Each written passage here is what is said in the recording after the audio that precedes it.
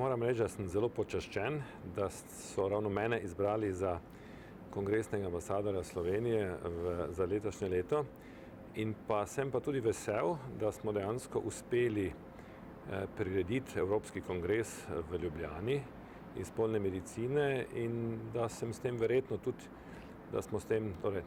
seveda ne gre samo za mene, ampak jaz in sodelavci, da smo s tem tudi uspeli narediti neko promocijo ne samo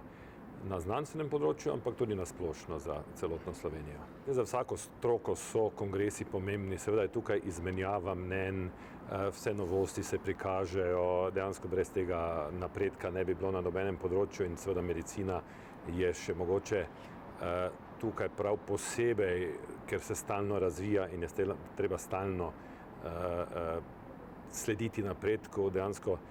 zdravniki smo res eni izmed tistih poklicev, ko pa je treba se res celo življenje izobraževati, če hočeš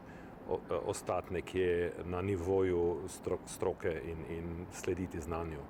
Če želiš v katerikoli stroki biti na nekem zemljevidu, evropskem, svetovnem, je seveda potrebno sodelovati, še boljše pa, če lahko na našem ozemlju priredimo takšni kongres, ker s tem tudi vsi strokovnjaki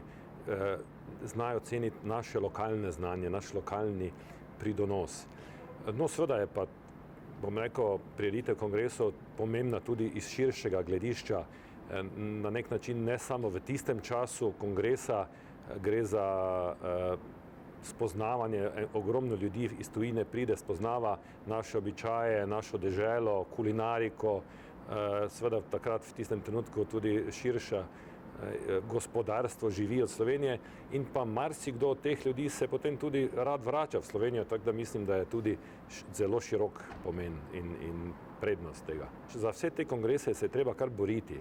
To ni kar tako, da se prijaviš pa ga dobiš.